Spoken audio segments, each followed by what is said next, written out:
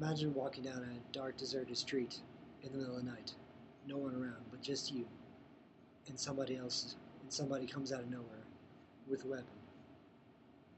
You also have a weapon that you pull out to use, but now imagine that it doesn't work properly or it doesn't fire.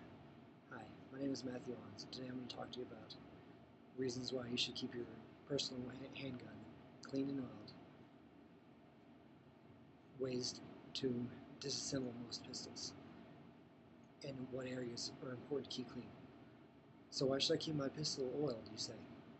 Shooting a lot of ammunition through pistols or any type of weapon creates a lot of carbon that can slow down your weapon or possibly make it not fire. According to the American Rifleman, defensive handguns have a much stricter cleaning schedule. These are cleaned immediately after shooting and stored cleaned and regularly checked for probability. With that being said, I feel that you should clean your weapon after every use or every trip to the range to keep it from malfunctioning.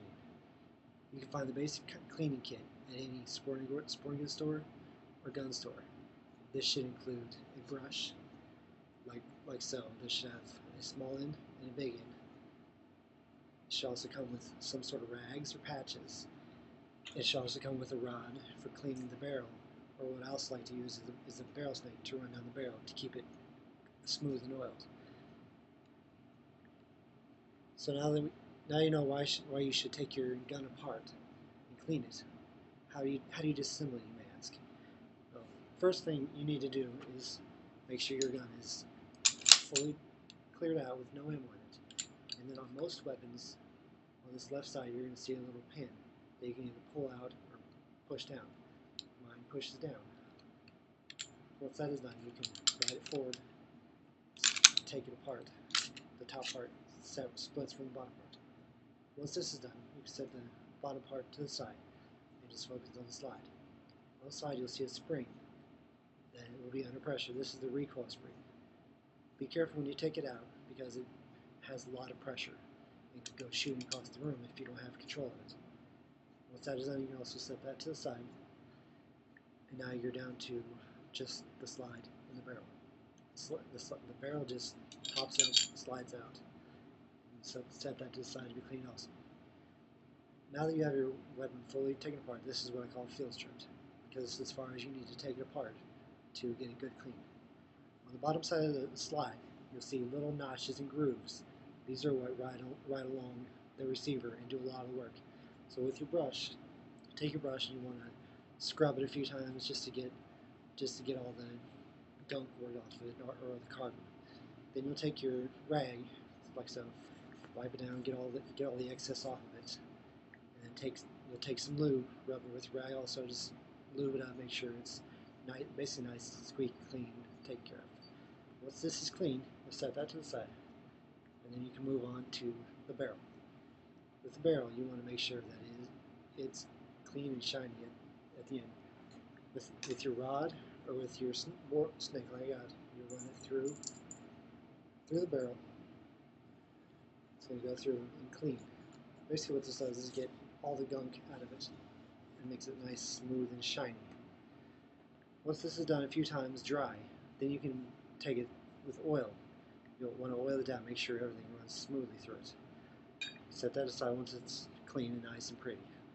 Then thirdly, you've got your recoil spring. This usually doesn't get very dirty. You just need to take a rag or a brush off of it and just wipe it down. Make sure it's still clean. Still has a lot of pressure to the spring. Lastly, you're going to want to clean your receiver. Many guns like this are plastic or polymer, what we call it, so they don't get very dirty also. The main areas you do want to hit though is right here inside of here where the gun moves back and forth along it. The trigger assembly, you want to make sure it's clean, and also the hammer, which strikes the back of the bullet. Once your weapon is fully cleaned, we can now reassemble the weapon, which basically is just in reverse order of taking it apart. Put your barrel back in, make sure it's securely locked into place. Then we can take your recoil spring, put that in. Like I said, it's still under a lot of pressure, so be very careful and make sure it is set before you let go of it, or else it will shoot across the room. Lastly, you've got your two parts back together. Take it, make sure it lines up on the ridges, all the way back. Lock it back, and you got it like that. Now that it's put back together, we need to make sure it can stay to the rear and function properly. Make sure your trigger works,